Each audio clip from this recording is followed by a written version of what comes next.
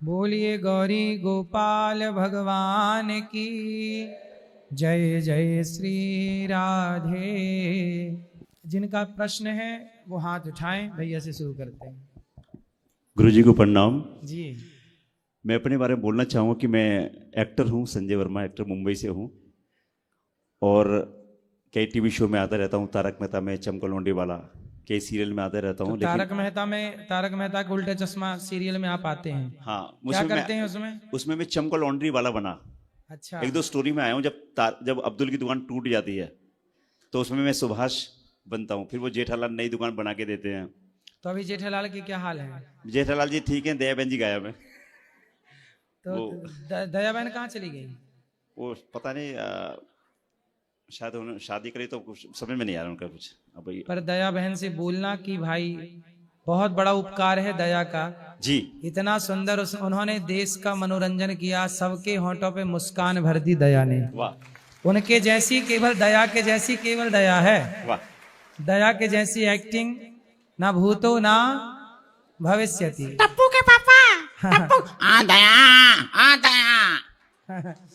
तो मैं मिमिक्री भी करता हूँ जी। और जैसे मेरी आवाज़ी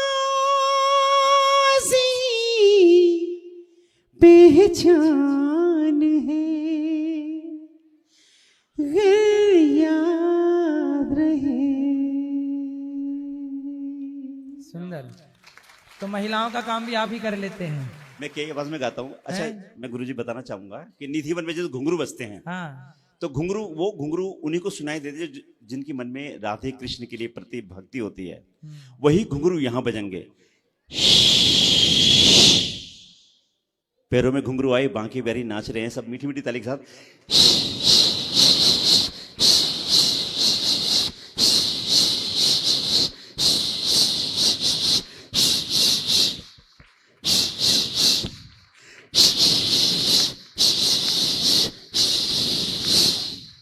सुंदर।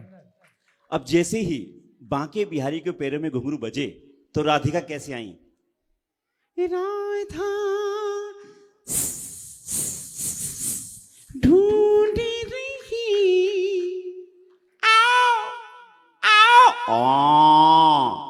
किसी ने मेरा शाम देखा।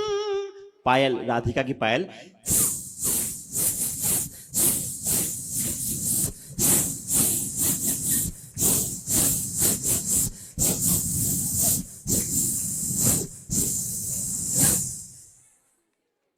सुंदर। जैसे हमारे मोदी साहब ने भी सबके लिए तारीफ की है और सनातन धर्म जैसे कि आप लेके चल रहे हैं उसके लिए भी प्यारे भाई और बहनों, ठंडे ठंडे पानी से नहाना चाहिए और आज गुरुजी के लिए जोरदार ताली बजाना चाहिए, क्योंकि सनातन धर्म हमारा कवच है, हमारी आन है, हमारी शान है। और यही कहूंगा सर, प्रभु जी, नंदनी मथुरा चली, आए नंद किशोर,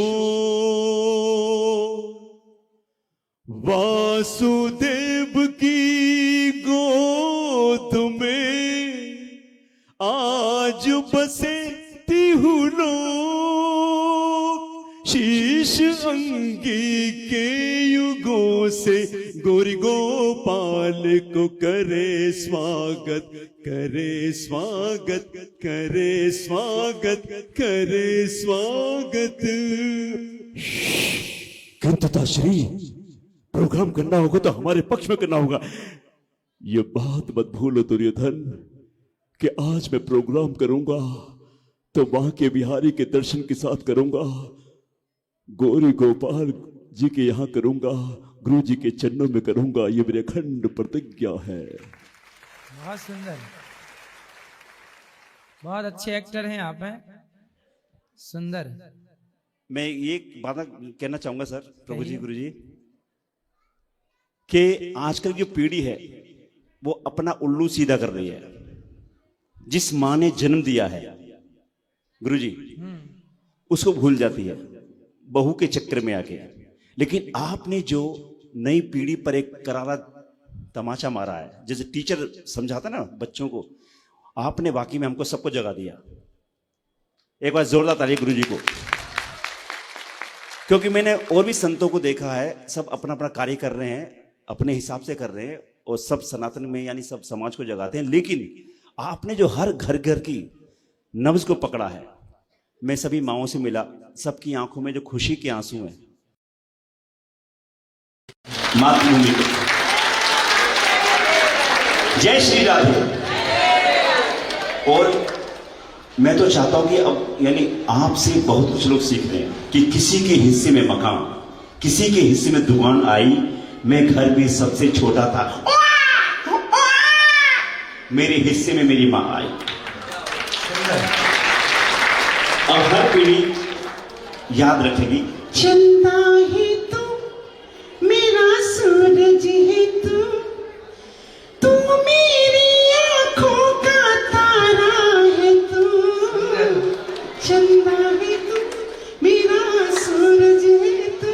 आप हो सभी माएँ जुड़े। अच्छा लगा आपको बॉलीवुड का गाना? मैं फर्स्ट टाइम आया हूँ, मुझे बहुत अच्छा लगा और जाने को मन तो नहीं कर रहा, लेकिन मैं चाहता हूँ कि मैं आपसे एक विनती हाथ जोड़ के करता हूँ गुरु जी। आप पूरे वर्ल्ड में सभी माओं के लिए सेवा कर रहे हैं, तो मैं अपनी कला के माध्यम से निःशुल्क इसी तरह मैं सेवा करना चाहता हूँ। जब भी आपका कहीं भी प्रोग्राम हो तो मैं उसमें आपकी ऑडियो बना के, आवाज की दुनिया के दोस्तों, प्यारे गुरुदेव आ रहे हैं हिंदुस्तान की हसीन वादियों में, तो आओ इनका स्वागत करें। जी हाँ, इस डेट में ये होने वाला है, तो आइए ऐसे करते हैं। सुंदर। अभी आप कार्यक्रम में काम करते हैं? मैं फ्रीलांसर हूँ, उसमें मैं परमानेंट नहीं हूँ। जैसे सीआईडी हुआ, क्राइम पेट्रोल हुआ, भाभी जी घर पे सीरियल हुआ, तो सीआईडी में भी आप काम करते हैं? कई टीवी शो में काम किया है मैंने। अभी हब्बू सिंह में आया था कई फिल्मों में, लेकिन आप आशीर्वाद दी कि अभी इसके माध्यम से, अपने इस मंच के माध्यम से, और आपका सबका आशीर्वाद लेने हैं। बिल्कुल, भगवान आपको खूब सफल बनाए, सुखी रहिए, खुश रहिए। बाकी तो यानी मैं कई आवाजें निकालता हूँ, अरे भाई मैंने कहा बोलो राधे राधे, बाजी राधे राधे, मैं सुन लो प्रेम से कहिए राधे राधे। बोल बांके बिहारी लाल की, गुरुदेव जी की।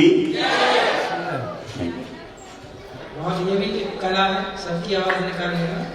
अच्छा, योग्यता है आप में, भगवान आपको सखी होगा।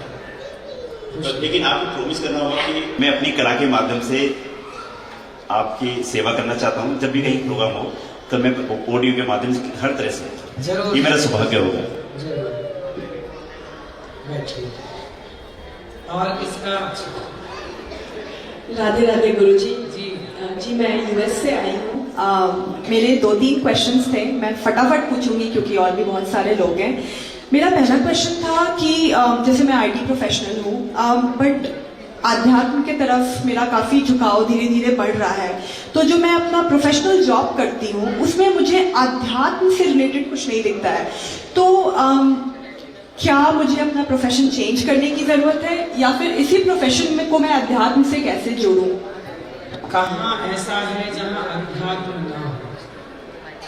आपको मिल नहीं रहा है वो अलग से। आप क्या करते हैं बताइए मेरे विस्तार से, उसको बताओ अध्यात्म कहाँ है। श्योर। तो मैं मेरा रोल है बिजनेस सिस्टम्स एनालिस्ट। तो मैं बिजनेस यूजर्स के साथ काम करती हूँ, उनको जो सिस्टम में चेंजेस चाहिए वो रिक्वायरमेंट्स उनसे कलेक्ट करके जो सॉफ्टवेयर डेवलपमेंट टीम होती है वो डेवलप करते हैं और फिर उसको हम रिलीज करते हैं। तो ये मेरा प्राइमरी काम है, दोनों को जोड़ना, बिजनेस एंड टेक्निकल टीम्स को।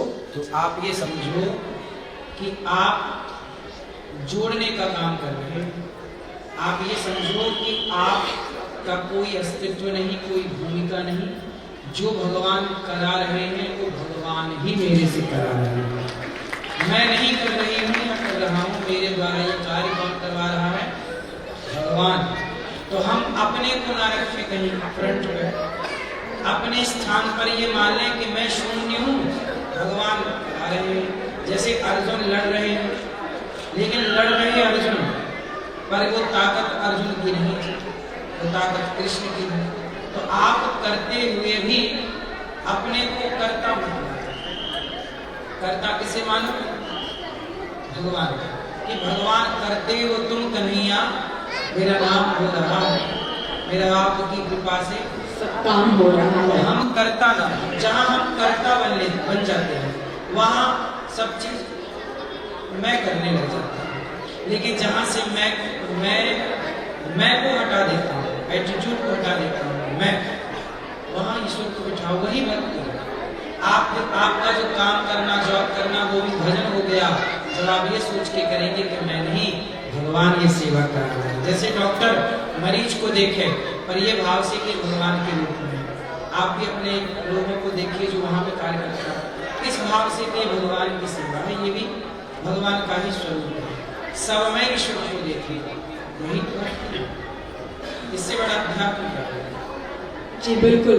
बट आई थिंक मैं अच्छे से एक्सप्लेन नहीं कर पा रही हूँ। एक जो सेटिस्फैक्शन होता है, जैसे मुझे लगता है कि मैं अध्यात्म के लाइन में अगर कुछ करूँ जो मैंने यंग एज में सीखा है, वो अगर मैं लोगों को सिखाऊं तो मुझे ज्यादा सेटिस्फैक्शन मिलेगा वर्सेस जो मैं करती हूँ। सीखा है आपने? क्या सीखा? यही कि हमें बहुत बूढ़े होके अध्यात्म के मार्ग में नहीं आना है। यंग एज से हम शुरू कर सकते हैं। नाम जप, मन को एकाग्र करना, अंदर से खुश रहना, इन चीजों को भाई अंदर से खुश रहना और मन को एकाग्र तो आप अपना काम करते हुए भी कर सकते हैं। इसके लिए काम नहीं छोड़ना है आपको कि काम छोड़ के बैठ जाओगे।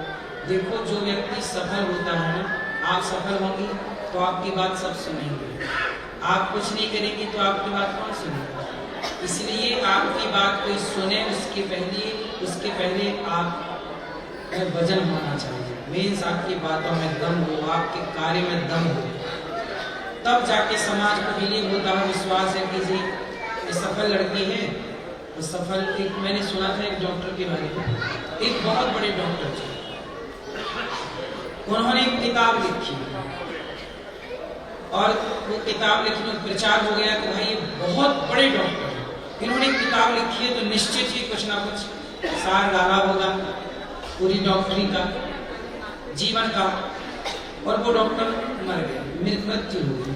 अब उनकी बुक ना, उनकी लिखी पुस्तक, वो डायरी बाजार में नीलाम हो रही। बड़ी बड़ी दवाइयों की कंपनियां उसे लेना चाहती हैं कि शायद मैं इसके अकॉर्डिंग कोई बढ़िया सी दवाई बना सकूं। लोग यह बुक पुस्तक बिक गई करोड़ों की। एक ने बोली लगाई, दूसरे ने तोड़ दी, नहीं 101, 105, 100,000 बोली लगी पड़ गई, ये पुस्तक आ गई।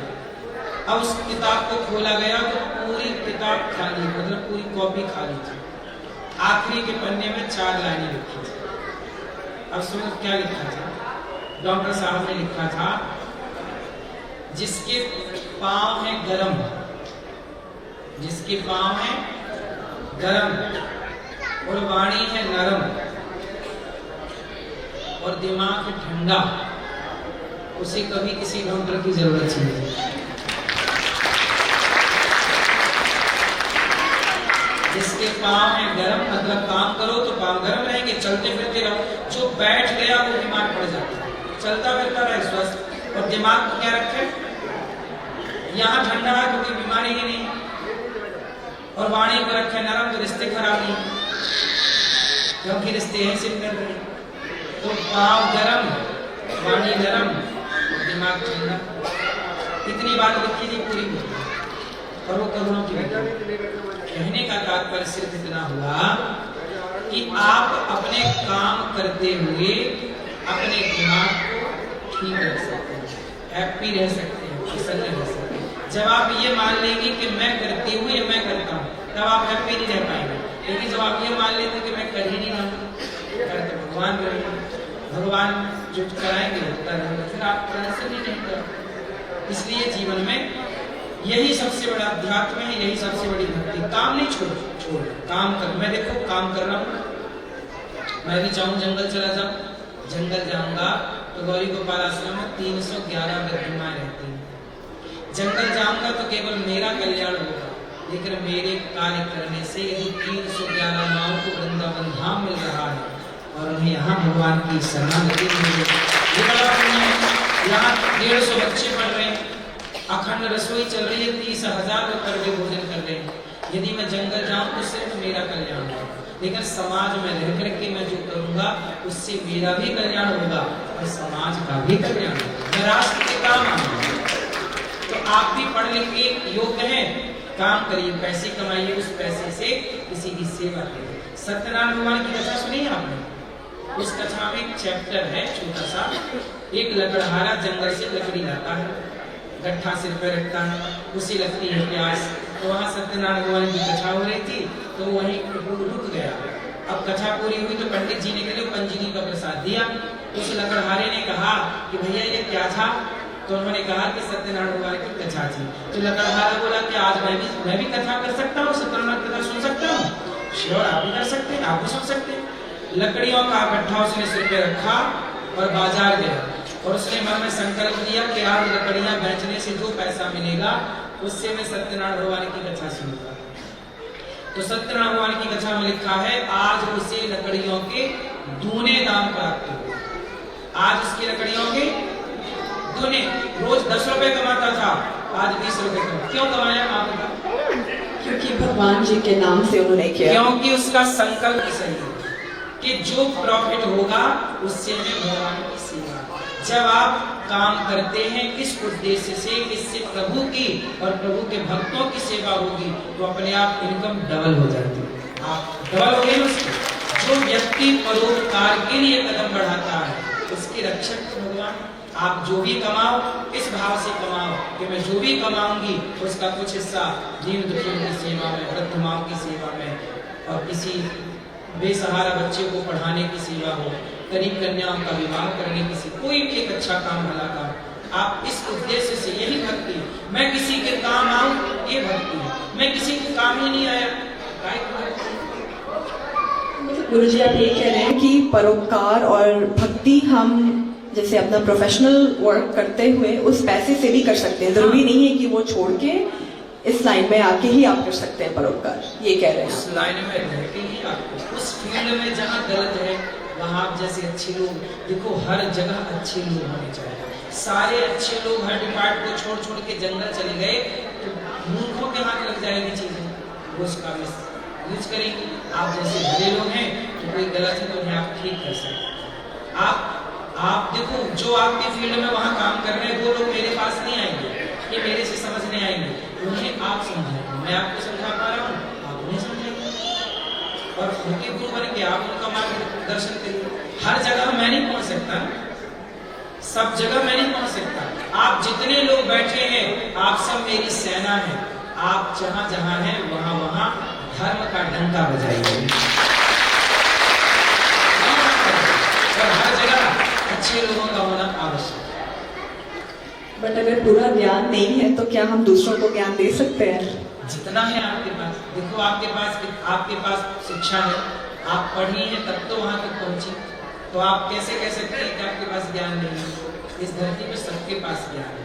बस ज्ञान किसे कहते हैं? जो व्यक्ति स्वार्थ को छोड़ करके परमार्थ का जो सोचने और समझने और करने लग जाए बस वही ज्ञानी है।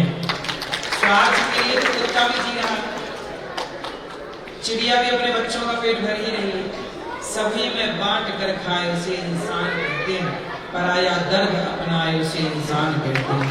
यूं भरने को तो पक्षी भी पेट भरते हैं और सभी में बांट कर खाए उसे इंसान कहते हैं।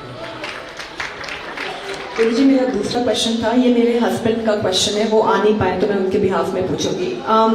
अगर भगवान जी को हमें धरती पे भेजना था ताकि हम अपना कर्म करें, उसके हिसाब से फिर हमें मृत्यु के बाद क्या होगा डिसाइड होगा, तो भगवान जी ने सृष्टि क्रिएट ही क्यों की, हमें बनाया ही क्यों?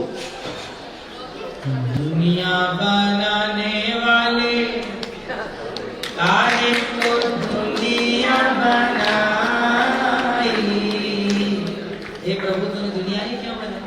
ये सवाल, ये प्रश्न बहुत पहले उठा था। दुनिया बनाने वाले क्या तेरे मन में समाई, काहे को दुनिया बना, काहे को बनाई? तो इसका उत्तर भगवान ने दुनिया क्यों बनाई? अच्छा देखो, आपका विवाह हुआ, विवाह क्यों किया आपने? अपने आनंद के लिए। अब आप लोग बच्चे पैदा करेंगे, क्यों करेंगे? अपने आनंद। आप बचपन में खेली होंगी जी। तो खेले हैं, छोटा बच्चा खेलता है, बालू में बैठ जाएगा, बालू के ढेर में, रेत के ढेर में, और वहां घर बनाएगा अपने लिए, खेलेगा और बाद में जाने के टाइम पाँव मार देगा, फिर उसमें घर में मिटा देगा और चला जाएगा। कि घर में कौन से कलर का रंग होना चाहिए? आज कपड़े खरीदने गए बाजार, ये अच्छा नहीं, ये अच्छा नहीं, ये अच्छा नहीं, ये अच्छा है। हम अपने आनंद के लिए कपड़े पहनते हैं, अपने आनंद का खाते पीते हैं, अपनी पसंद का। जैसे हम अपने आनंद के लिए, आपने गाड़ी खरीदी, क्यों खरीदी? आपके गाड़ी, आप तो साइकिल भी खरीद सकती थी, उसमें भी आदमी जा सके, 2 व्हीलर खरीद सकती थी। आपने 4 व्हीलर खरीदी, 5 लाख वाली खरीद लेते, नहीं, आपने 50 लाख वाली खरीदी, 20 लाख वाली खरीदी, 10 लाख वाली खरीदी, अपने आनंद के लिए। ऐसे जैसे आप सब कुछ करते हैं अपने आनंद के लिए। आपने भी तो सृष्टि की है, आपने अपने लिए घर बना लिया, अपने बच्चे पैदा कर लिए, वो आपकी ही तो सृष्टि है। क्यों किया सब कुछ? अपने आनंद के लिए। उसी तरह जैसे हम और आप अपने आनंद के लिए सब कुछ करते हैं, ऐसे भगवान अपने आनंद के लिए संसार रचते हैं, संसार में क्रीड़ा करते हैं, संसार का संग अपने आनंद के लिए। ये ईश्वर का आनंद है। जैसे मेरा आनंद क्या है? खेलना, छोटे बच्चों का खेल रहे हैं हम लोग। क्या पहले बैलगाड़ी जाती थी ना, तो बैलगाड़ी के पीछे लटक जाती थी। ट्रॉली जाती, ट्रैक्टर ट्रॉली, तो ट्रॉली के पीछे लटक गए, वहां तक गए, फिर लौट के वापस आए। लोगों ने बोला क्यों? जब यहीं वापस आना था तो वहां तक क्यों गया ट्रॉली में लटक के? अरे वो अपना, तुमको क्या बताएं, उसका जो मजा है वो वही मजा जाने का, सब वो आनंद है। वही आनंद है ईश्वर का। ईश्वर ने दुनिया बनाई है, सुख बनाया, दुख बनाया, और बैलेंस देखिए, पाताल बनाया तो आकाश बनाया, स्त्री बनाई तो पुरुष बनाया, माँ बनाई तो बाप बनाया। ईश्वर ने कितने गुलाब बनाया तो चंपा बनाई, चमेली बनाई, मोगरा बनाया, नदी बनाई तो समुद्र बनाया। क्या गजब की दुनिया बनाई। भेजा हमें, जा अनिरुद्धाचार्य, जा बेटा जा, संसार बना दिया है, जा देख क्या मेरी रचना कितनी सुंदर है। तो हम तो ईश्वर की रचना देखने आए हैं, लेकिन विडंबना यह है कि ईश्वर की रचना पे तो उलझ गए, लेकिन बनाने वाले को ही भूल गए। एक लड़की का ब्याह होने वाला था, तो उसके होने वाला दुल्हा, पति होने वाला दुल्हा आया, अंगूठी देके चला गया। लड़की ने अंगूठी पहन ली, अब सबको दिखाती फिर रही, देखो देखो हमारे होने वाले पति ने हमें अंगूठी दी, देखो देखो। तो एक साधु निकले वहां से, साधु की आंखों में आंसू आ गए। साधु बोले, साधु जब रोने लगे तो वो लड़की बोली, महाराज मैं सबको अंगूठी दिखा रही हूं, आप रो क्यों रहे हो? साधु जी बोले, बेटा अंगूठी किसने दी? तेरे यार ने, होने वाले पति ने। अंगूठी दी, जिसने अंगूठी दी वो याद है, और जिसने उंगली दी उसे तू भूल गई ना। जिसने हार दिया उसे याद रखा, और जिसने गला दिया उसे भुला दिया। तो जगत को हम याद रखते हैं कि ये मेरा, ये मेरा, लेकिन जिसने जगत में भेजा है आंख देकर, पांव देकर, हम उसे भूल जाते हैं। इसलिए काम करिए, जिम्मेदारियां पूरी करिए, पर उस ईश्वर को, उस भगवान को, भगवान श्री कृष्ण को याद रखिए, जिन्होंने जगत में आने का हमें अवसर दिया है, मौका दिया है। संसार देखने का मौका आंख देकर दिया, सुनने का मौका कान देकर दिया, चलने का मौका पांव। ना देते पांव तो आप क्या करते? ना देते आंख तो आप क्या करते? किससे लड़ते? धन्यवाद दीजिए उस ईश्वर का और आनंद लीजिए। यहाँ आनंद पाने आए हैं, लेकिन आदमी इतना परेशान होता है, टेंशन में, डिप्रेशन में आत्महत्या कर लेता। इतनी भी जिंदगी उलझी नहीं है जितनी उलझा लेता है व्यक्ति। स्वयं उलझाता है और रोता है, काहे इतना उलझाते हो? सादी जिंदगी जियो ना बिंदास। इतना परेशान होने का नहीं, जिंदगी जीने का, टेंशन लेने का नहीं, बिंदास जीने का। जो है वो मेरे और आपके चाहने से नहीं होगा, सब भगवान की मर्जी से हो रहा है। यही ज्ञान है, इससे बड़ा कोई ज्ञान मेरे को नहीं लगता कि कुछ हो सकता है। इतना समझ लो बहुत है, इससे ही पार हो जाएगा। जी गुरुजी, गृहस्थ के लिए सबसे अच्छी एक दिनचर्या या लाइफ किस तरह से गृहस्थ को स्पेंड करना चाहिए, अगर आप शॉर्ट में बता पाए तो? गृहस्थ को पहले तो ये मान लेना चाहिए कि सब कुछ नाथ सकल संपदा तुम्हारी, मैं सेवक समेत सुतनारी। सब कुछ प्रभु आपका है, मेरा कुछ नहीं। मेरे को जीरो कर लेना है अपने को, सब ईश्वर का। पहला, जैसे बच्चा हुआ, हम लोग कहते हैं मेरा बेटा, मेरा बेटा। मेरा बेटा कहाँ है? आपके बेटे में आपका क्या है? आपने बच्चे की आंख लगाई क्या? कान लगाए क्या? एक बाल भी लगाया हो तो बताइए, एक रोमा भी लगाया हो तो बताइए। एक रोमा भी देने का योगदान आपका नहीं है, लेकिन दावा पूरा ठोकते हैं कि जी मेरा बेटा है। नहीं, मेरा नहीं है, भगवान का दिया प्रसाद है, उसकी संपत्ति मान के करो, सब कुछ उसका है। पहला तो ये भाव कि मेरा कुछ नहीं है, बेटा बेटी परिवार मकान आप, व्यापार आपका, परिवार आपका, हे प्रभु सब कुछ आपका, ये दासी आपकी, ये दास आपका, सब आपका। पहला तो गृहस्थ को कुछ मेरा नहीं, सब भगवान का ये। दूसरा, आपके द्वार से कोई अतिथि कभी भूखा ना जाए, कोई साधु भूखा ना जाए। भोजन बनाओ तो भोजन करने से पहले कोशिश करो कि हम किसी को भोजन कराएं। भारत की परंपरा रही है कि पहली रोटी गाय को निकाली जाती थी, अब गाय घर घर है नहीं। आखिरी रोटी कुत्ते को निकाली जाती थी, अब कुत्ता भी गली में नहीं है। ना कुत्ते वाली कुत्ते को मिल रही है, ना गाय वाली गाय की मिल रही है। नियम बनाइए कि हम गृहस्थों के घर से महीने में कुछ साधु संतों के लिए, कुछ जीव जंतुओं के नाम से हमारे घर से कुछ ना कुछ अन्न का दान होता रहे हर महीने। क्योंकि रोज होता था, अब वो रोज हो नहीं रहा है, तो उसे महीने में ले आइए। और जहां सेवाएं चल रही हैं, गृहस्थ को कमाना चाहिए। अच्छा, गृहस्थ की कमाई से सबका पेट भरता है कैसे? गृहस्थ के घर ना, हमारे देश में 4 आश्रम है। पहला ब्रह्मचर्य, दूसरा गृहस्थ, तीसरा वानप्रस्थ, चौथा सन्यास। तो जो साधु संत होते हैं, सन्यासी होते हैं, वो गृहस्थों के घर भिक्षा मांगते हैं। यदि गृहस्थ ने भिक्षा देना बंद कर दिया तो साधु कहां खाएगा? इसलिए आपका धर्म है, आप केवल अपने लिए नहीं कमाते, आपकी कमाई पर चिड़िया का भी अधिकार है, चिड़िया को दाना डाला करिए। आपकी कमाई पर गाय का भी अधिकार है, गाय की रोटी कहाँ है? आपकी कमाई पर कुत्ते का भी अधिकार है, कुत्ते की रोटी कहाँ है? और आपकी कमाई पर एक साधु का भी अधिकार है, उसका पेट भर भोजन कहाँ है? इसलिए गृहस्थ को जितना कमाए उसका 1-2%, 5% परोपकार में खर्च करना चाहिए। तीसरा, गृहस्थ का सबसे बड़ा कार्य यह है कि गृहस्थ में रह के आप पति पत्नी और बच्चों के साथ कभी भी समय निकालिए, सुबह दोपहर शाम 10 मिनट कीर्तन करिए और स्वाध्याय जरूर रहे। भले 10 मिनट आप गीता पढ़ो, रामायण पढ़ो, महाभारत की पूरी पुस्तक पढ़ो, धर्म ग्रंथ पढ़ो, पढ़ाई जरूरी है। आज के सारे लड़का लड़की केवल उस पे मोबाइल पे टिके रहते हैं। पढ़ना जरूर, पढ़ोगे नहीं तो जो भारत का नेचुरल ज्ञान था वो कैसे? वो तो पुस्तकों में भरा है ना, कोई मीडिया में थोड़ी भरा है। सोशल मीडिया में, सोशल मीडिया का ज्ञान तो सवेरे कौन सी वीडियो आपने देखी थी अभी आपको कुछ पता नहीं है, दोपहर को क्या देखा था आपको देखा 10 वीडियो थी पर पता एक भी नहीं है क्या उसका मतलब था। इसलिए वो नहीं, पढ़ो, अध्ययन स्वाध्याय जरूरी है, उसके हिसाब से आपके जीवन में शांति होगी।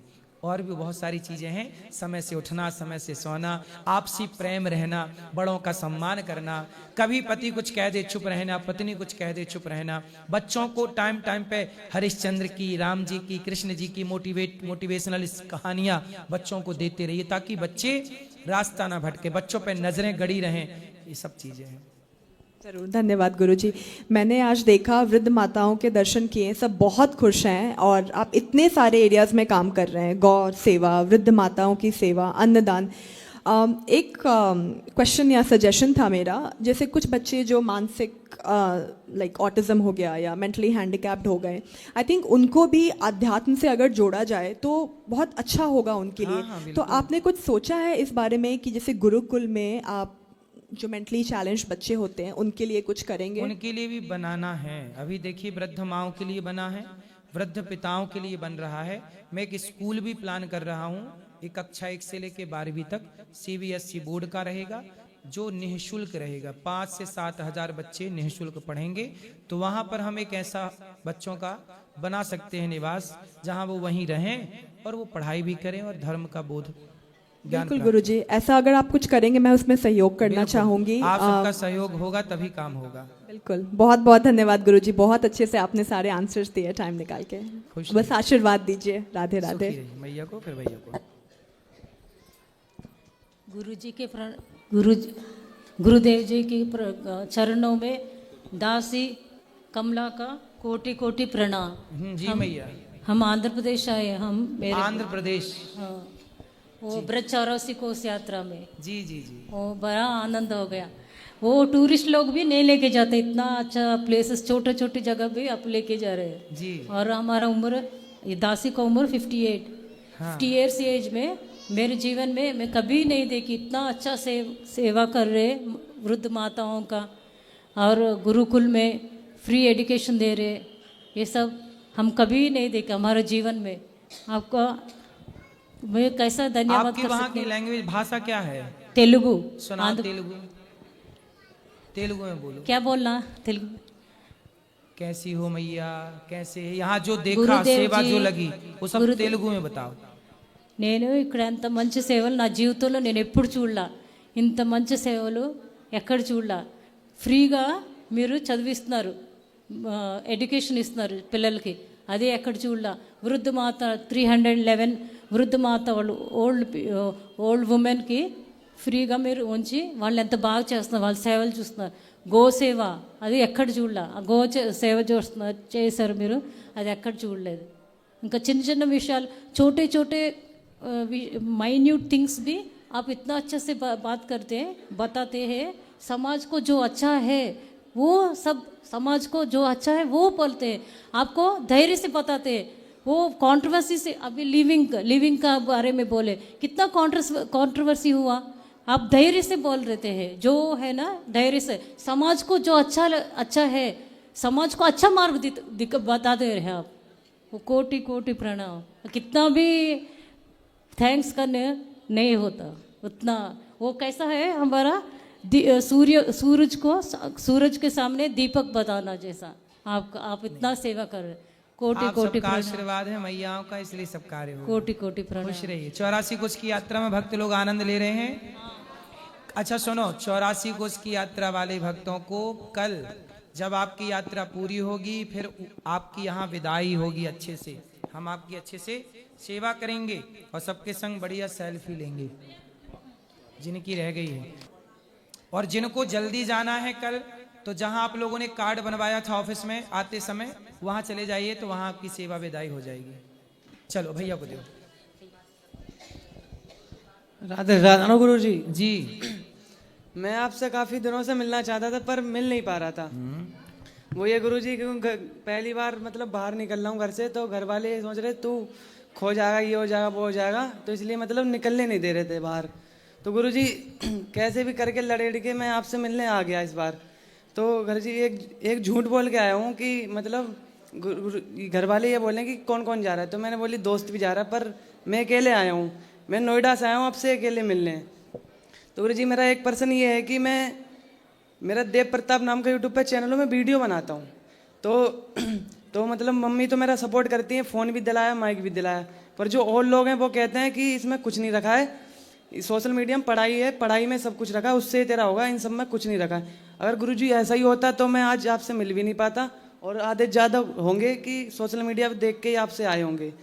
तो बेटा, आपको गुरुजी सोशल मीडिया में एक्टिव रहना है, ठीक है, पर पढ़ाई भी करनी है। जी गुरुजी, यदि पढ़ाई नहीं करोगे तो सोशल मीडिया में बोलोगे क्या? जी गुरुजी।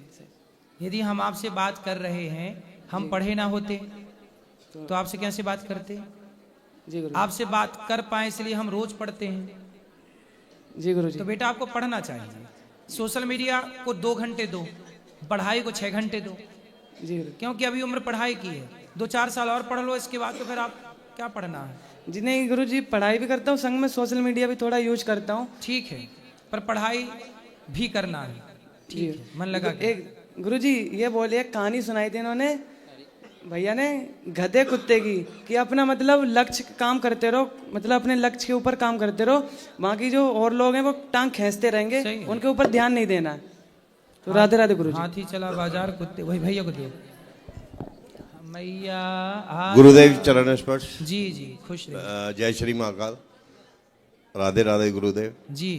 गुरुदेव, मैं नित्य आपसे कुछ प्रश्न करना चाह रहा था कि मैं रोज़ सुबह अपने ध्यान में रहता हूँ, महाकालेश्वर की सेवा में रहता हूँ, और नित्य जो भस्म आरती सुबह रहती है महाकाल की, वो भस्म आरती मेरे घर पे लाइव मैं चैनल पे देखता हूँ।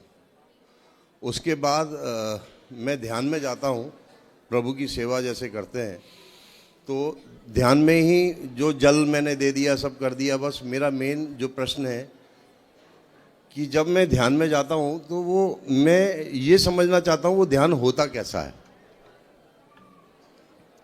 चलो मैं आपको ध्यान करा के बताऊं। जी। चलो, ध्यान एक तरह का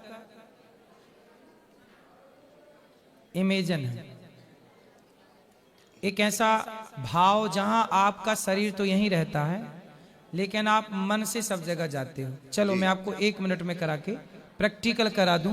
जी। आंखें बंद करो। मैं बैठ के गुरुजी नहीं, या खड़े रहो। जी।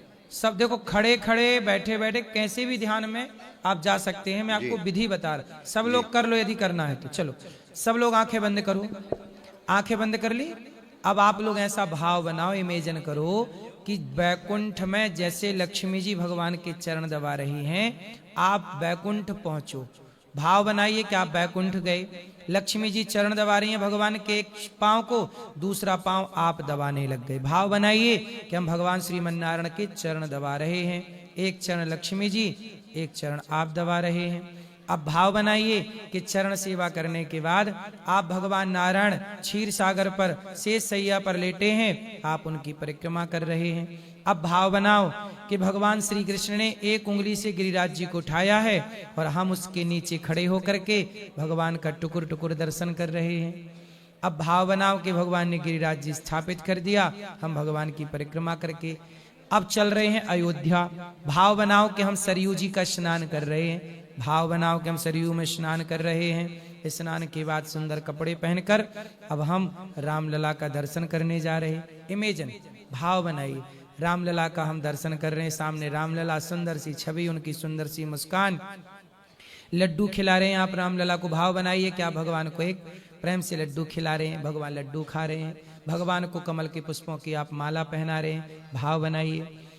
अब भाव बनाइए कि राम जी वनवास जा रहे हैं, राम लक्ष्मण सीता जी, और केवट की तरह आप केवट बन करके प्रभु से प्रार्थना कर रहे हैं, प्रभु हम आपके पांव धोएंगे, आपके चरण पखारेंगे। आप भगवान के चरण धो रहे हैं। भाव बनाइए कि भगवान श्रीमन्नारायण के, राम जी के हम पांव धो के चरणामृत पी रहे हैं और अपने जीवन को कृतार्थ कर रहे हैं। बोलिए भक्त वत्सल भगवान की। ये देखो, ये आपका शरीर यही था, लेकिन गुरुदेव ये तो मतलब मैं पिछले 15 साल से लगातार इसी दौरान यही सेवा चल रही है और यही मैं डेली महाकाल पहुंच जाता हूं, ऐसे दर्शन करता हूं। ये मानसिक पूजा है, ये शारीरिक पूजा से की गई पूजा से कई गुना श्रेष्ठ है जी। इसमें आपका क्या काम किया? इसमें आपके शरीर का कोई काम नहीं था जी। इसमें आपका काम किसने किया? मन ने जी। और भगवान में क्या लगाना चाहिए? मन। और अभी क्या लगा? मन। धन्यवाद। मन के हारे हार है, मन के जीते जीत। मन ही मिलावत राम से, मन ही करत फजीत। मन की गति है अटपटी, झटपट लखे न कोई। गुरुदेव इसके ऊपर भी मैं आपको बताना चाहता हूँ कि वो सिर्फ 2 या मेरे को लगता है 15 सेकंड या मुश्किल से 30 सेकंड ऐसा होता होगा कि ये जो प्रक्रिया जो अपन चल रहे होते हैं, ये अपन ऐसे भाव से अपन ने जल अभिषेक कर दिया, दूध भी महाकाल को चढ़ा दिया, सही है, इत्र भी चढ़ा दिया, चंदन भी अच्छे से लेप कर दिया। उसके बाद लेप करते करते फिर अपन हिमालय की तरफ जाने लगे, ढूंढने लगे प्रभु है किधर। शायद आज उधर बैठे होंगे या पता नहीं, आज सपोज हिमालय के उधर बैठे हैं तो अपन चल रहे हैं, जा रहे हैं, चोटी देख रहे हैं। जो समय भगवान में खर्च होता है वो भक्ति है, यही भक्ति है। लेकिन वो सिर्फ 3, ये मेरा सिर्फ कहने का मतलब वो सिर्फ 10 सेकंड या 7 सेकंड का एक वो मतलब। देखो ऐसा है ना कि आज जो एरोप्लेन उड़ रहा है, सबसे पहले जो एरोप्लेन बना था वो ऐसा तो नहीं बना था जी जी गुरुजी, है ना। उसको समय के साथ बदलते गए, अपडेट करते गए, अपग्रेड होती गई चीजें। अभी 10 सेकंड के लिए लग रहा है ना मन, जी धीरे धीरे 1 मिनट लगेगा। बढ़ाओ सत्संग, बढ़ाओ ध्यान को। एकाग्रता एक दिन में नहीं आती, करत करत अभ्यास के जड़मति होत सुजान। जी तो करते रहो। जी गुरुजी। 1 मिनट होगी, फिर 5 मिनट होगी, फिर घंटे भर होगी। उस घंटे भर की साधना में बहुत लंबा सत्संग चाहिए, लंबी साधना चाहिए। होगा, हो सब जाएगा, पर उसके लिए आप वक्त कितना देते हैं, जी है ना। यदि आप वक्त ही नहीं देते तो आपको क्या आएगा? आपको इंग्लिश सीखनी हो और आप समय ना दें तो कैसे सीख लोगे? संस्कृत सीखनी है, समय ना तो कैसे सीख लोगे? जी। लेकिन आप समय देंगे तो आप सब कुछ सीख लेंगे। उस समय नहीं देंगे तो आप कुछ नहीं सीखेंगे।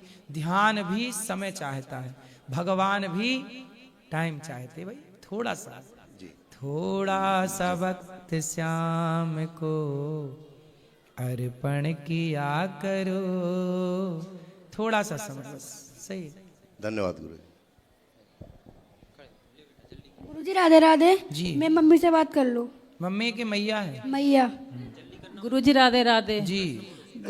गुरुजी पहले ये क्या नाम है, अभी भागवत गीता ले गई थी मैं, हनुमान चालीसा, ये पढ़ते पढ़ते फेंक देता है। इस पे ऊपर कोई चीज आती है तो वो कहती है कि मैं नहीं पढ़ने दूंगा कुछ भी। बात कराओ, क्या आती है तुम्हारी ऊपर? महाराज जी कभी कहेगा मैं मसान हूँ, असूआ हूँ, ऐसे ऐसे मुझे डराता रहता है। कौन डराता है? मुझे ऐसे कि कहते हैं मैं जिंदू परेत हूँ मैं। कौन बोलता है ऐसे? वही जो मैं जो महाराज में शरीर पे आता है। कब कब आता है? वो जब जब महाराज हनुमान जी से पाठ करता हूँ ना मैं, तो सर वो महाराज जी वो पाठ फिकवा देगा ऊपर के साइड में, गीता वगैरह सब फिकवा देता है वो। तो क्या चाहता है वो? सब वो कहता है मुझे श्री पाए चाहिए, श्री पाए चाहिए। क्या चाहिए? श्री पाए बकरे की बोलता है। बकरा चाहिए? हाँ। कैसा प्रेत है? मांसाहारी है? प्रेत भी मांसाहारी है? जिंद, ये भी मांसाहारी जिंद पकड़ा तुम्हें। तुम खाते हो मांस? नहीं। तुम हनुमान चालीसा का रोज पाठ किया करो और नारायण कवच का पाठ हाँ करो। महाराज जी मैं पढ़ता हूँ, फिर भी वो फिकवा देता है मुझसे। तो मतलब वो डर रहा है। इससे क्या सिद्ध होगा कि वो आपसे? महाराज जी मैंने आपसे गुरु मंत्र भी लिया है, मैं गुरु मंत्र जाप कर दो सर, वो महाराज जी वो माला भी रुकवा देता है मेरी। माला माई के मैं आगे बढ़ती नहीं मेरी माला। तुमने मंत्र लिया था? हाँ मैंने गुरु मंत्र जब मैंने आपके पैर भी दबाए थे। शंख चक्र भी दिया था हमने आपको। अब चिंता ना करना, शंख चक्र अंकित है। आप रोज नारायण कवच का पाठ करना और जो मंत्र आपको दिया गया है मूल मंत्र, उसका जाप करते रहना। उस जिंद उस प्रेत की ताकत नहीं है कि वो आपका स्पर्श कर ले। आप नारायण कवच का पाठ करना, ठीक है? नारायण कवच याद है आपको? हाँ। पूरा पूरा नहीं सुनाओ, जितना याद सुनाओ एक बार मेरे को। इतना नहीं है महाराज जी। कुछ भी एक लाइन सुनाओ। हनुमान चालीसा याद है। अच्छा चलो हनुमान चालीसा सुनाओ।